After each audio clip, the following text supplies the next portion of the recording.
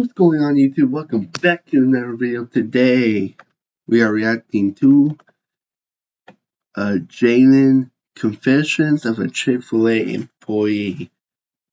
Oh, do I gotta say something? Let's find out the true secrets of the Chick-fil-A. Ooh.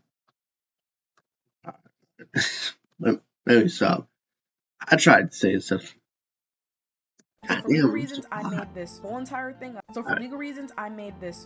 thing up. The title and thumbnail are clickbait. The story and any receipts I show are 100,000 million% fake, and I've never worked at Chick-fil-A a day in my life. I repeat, I have never worked at Chick-fil-A a day in my life, and this story is fake. So to all the people on Chick-fil-A's legal team watching this, thinking they're about to get a lawsuit out of me, just know you aren't, because for the 1,000th time, I made this all up, and this story is fake.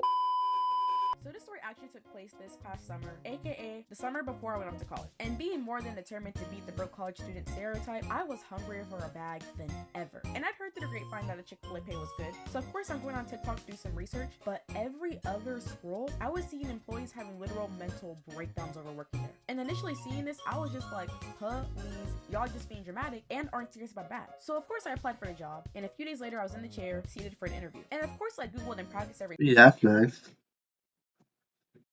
You apply places and you somehow miraculously get interviewed. I got one now.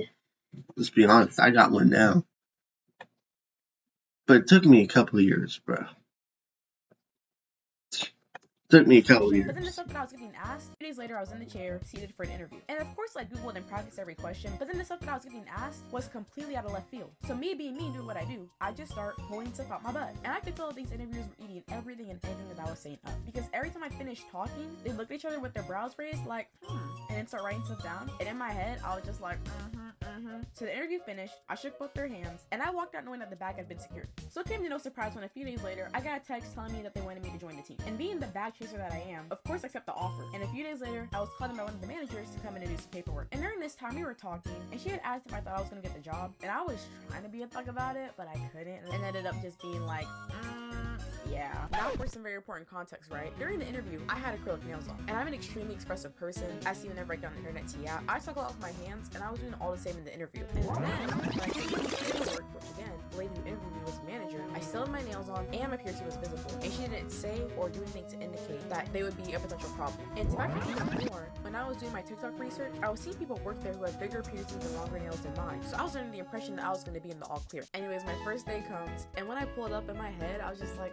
I'm so nervy. But in an excited way, you know. However, Why you gotta read the contracts? And when I pulled up in my head, I was just like, I'm so nervy. But in an excited way, you know. However, the millisecond my big toe even hit the entrance and I saw who my future coworkers were gonna be, my spidey senses were immediately kicking in. Because when they greeted me and told me to wait around for a bit until they were ready for me or whatever, the smiles were more on the culty than welcoming side. And the girl who was in charge of training me, who we're just gonna refer to as Op, introduces herself to me, gives me my uniform, and tells me that when I go to the bathroom to change, to put my hair in a bun and also take my piercing out. Not even tuck it in, but take it out. And after I changed and looked into the mirror, which first of all, and excuse my French, you can listen German, right? But I was gonna be serving more in this uniform than food. Like, I was serving some serious CUNT. But anyways, looking into the mirror, I could already see the life in my eyes starting to leave. And all the nerves that were initially out of excitement were now just out of nervousness alone. But at this point, I'm at the bathroom. And before we can start orientation, I had to download this app, but to do so, my phone had to get its most recent update. And because I'm a procrastinator when it comes to that, my phone was not. And the phone policy here was extremely strict. And for the duration of your shift, you're expected to have your phone locked up all the way in the back. Even looking at your Apple Watch for any longer than a millisecond was a big no-no. And for that reason, I had to have my phone face up flat on the counter as it updated. Phone updates, and then Op emails me a link. And again, thanks to the phone policy, my phone was face up flat on the counter as I looked for said email, which for whatever reason wasn't showing up. And Op also peeps this. And instead of, I don't know, trying to email to me again, this girl starts scrolling through my emails. Now, this wasn't absolutely mortifying to me because I had some top secret Ain't that an invasion of privacy? I mean, I'm assuming you're trying to help me out, but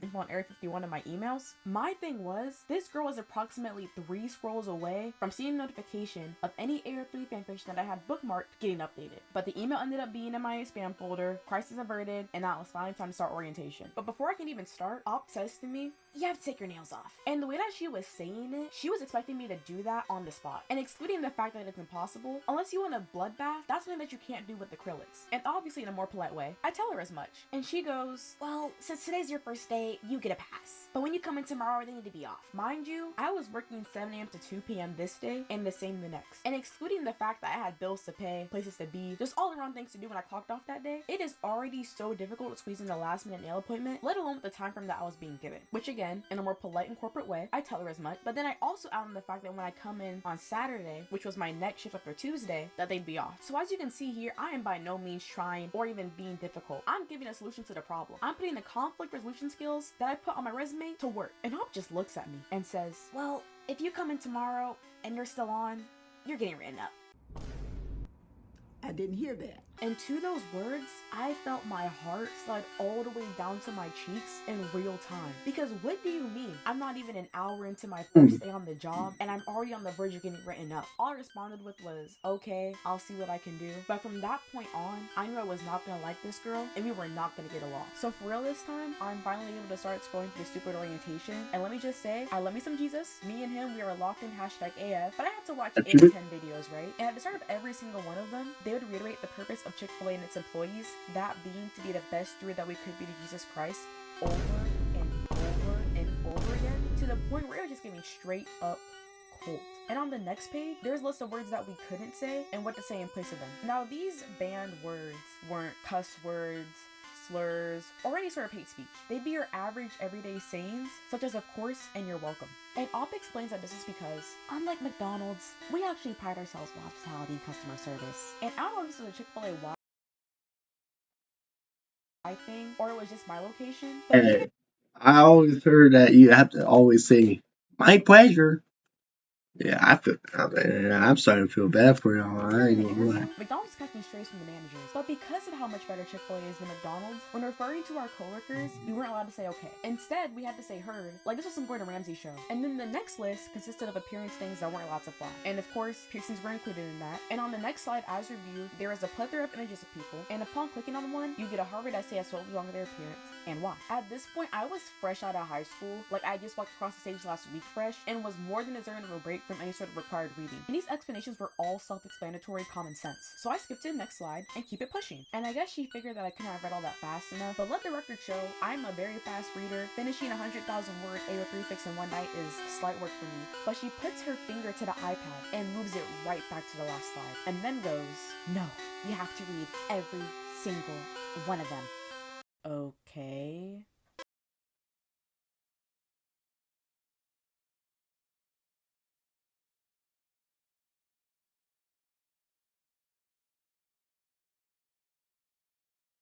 The fuck? But with that, it was finally time for lunch, and despite not having even done the actual work yet, I was already over this job. Unfortunately, there are no tables for me to decompress and being emo at, so I had to sit with Op for lunch. And another weird thing about Chick-fil-A is you don't get your own food. You order it, and then your coworkers come and serve it to you, giving you the full customer service experience, cold smile, glaze, and all. Lunch ends, and now it's God damn, Chick-fil-A, what's with these customer service? Just don't be rude to customers. All will be fine, bruh. Chill. finally time to start doing some actual work. And I've worked a customer service job before. Needless to say, this was not my first rodeo with the register. However, the job in question was a retail job, and retail and food registers are in completely different cinematic universes. So looking at the format, I'm not gonna lie, it was a tad bit overwhelming. And for once, I was thankful for Op because she was giving him a very detailed rundown of the register. And for the first 10-15 minutes, I was locked the F in. But then she started going over every single possible food combo that could ever exist ever. And the food combo lecture went on for a good, no exaggeration, 45 minutes. But she finally stopped talking and it was time to get to hashtag work. When talking to customers, I would get sayings from my old job and then modify it in a way that would fit Chick-fil-A. Or at least I thought it would fit. What's a good name for the order? You can't say that. Okay. I can say the next person in line. No, you need to say, I can serve the next guest in line. Will that be all for you today? No. You need to say, how else may I serve you today? Like, everything had to be said so meticulously.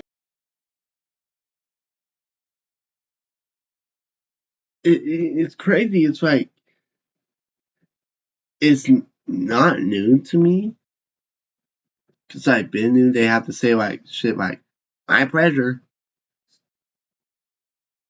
But it's like, damn, there's so much bad words, bruh. To the point where it was actually ridiculous. And then of course, Op hits me with, if we have to keep correcting you on how to say things, you're gonna get written out. Op also wouldn't let me do anything. When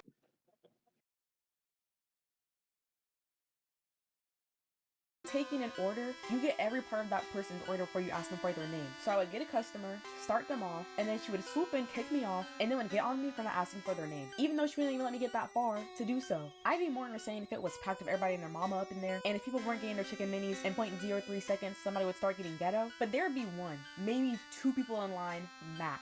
Like, this was by no means rush hour. I think she had her C blank A's mixed up, because with how serious she was treating this job, you would have thought it was the CIA. No, girl. This is barely above minimum wage. Bruh, man, like she said, minimum wage at Chick-fil-A, bruh. Everything needs to be neat and perfect, bruh. CFA. But at this point, I'm starting to feel like some serious sugar honey iced tea, and not the Chick-fil-A kind. Because I was getting told for the past few hours that I wasn't doing anything right, and not even in a way that was constructive. Like, apologies for not knowing how to do my job on the first day of said job. I would say, my pleasure, but it would never be Right? Ain't that the reason why she's with you at the cashier?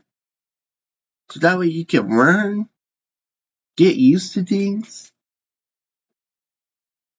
I'm pretty sure that's how they always do it for every company. said with enough enthusiasm. I would smile, but it would never be wide enough. And to add on to the smiling part, when I would turn around to make a drink, my smile would drop, because that's customer service 101 right there. And there had to be a camera somewhere, because the millisecond it dropped. No, no, no. Jalen, why aren't you smiling? Like, this was something straight out of 1984. I say with confidence, because I definitely read the book when it was assigned, and didn't just Google a summary off of Spark Notes. My shift is practically over, and Op asked me, okay, so what do you think you did good today? I was good with getting the drinks out quick. Sure. Okay, now, what do you think you could have improved on? And I knew what she wanted me to say, so I said it. I smile. Yeah. So, if we have to keep telling you to fix your attitude and fix your smile, you're gonna get written up. And with that, my first day was finished. Holy shit! And I said goodbye to everybody. Because if you don't greet all your coworkers when you come in and bid them farewell when you leave, you guessed it. And with a sliver of my sanity still intact, I'm walking out the door, and I hear Op call out to me, make sure you get those nails fixed. And for whatever reason, that was my last straw.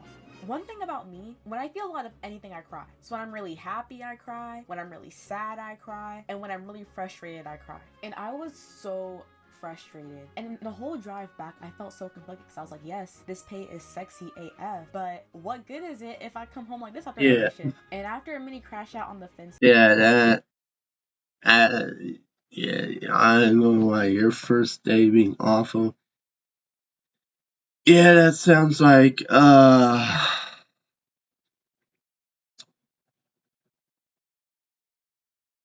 it sounds like I'm looking for another job right away. And talk with my parents, I made the executive decision to quit. So later the same day, I pulled back up and did right just that. Went in and asked for a manager, and I will say, not one person was smiling, but whatever. I sit down with one, and obviously she asked me why I'm quitting. I told her everything I told y'all, and trust and believe I was very much name dropping. And I even said straight up that I felt that if I even breathed the wrong way here, I'd get written up. A day or two later, I came back to return the uniform. On the way home, I got Chick-fil-A at a different location, obviously, duh. And on top of nobody smiling, you would never guess what I saw. Moral of the story, the next time you go to a Chick-fil-A, be extra nice to the employees. Wait, what?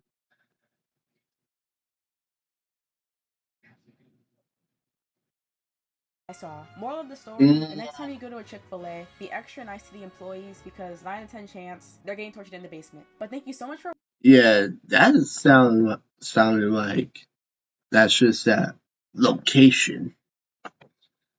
Yeah, honestly, yeah, I would quit too. Personally, how much I struggle trying to find a job, I would wait till I get another job, then quit. But yeah, you did good in quitting. So, well, I hope y'all enjoyed that video. Like, comment, subscribe, and remember, be patient with the Chick-fil-A employees. I ain't gonna lie. If that's not the only one location that's tweaking or out here stressing, make sure y'all give a good tip. Anyways, I'll see y'all later. Peace.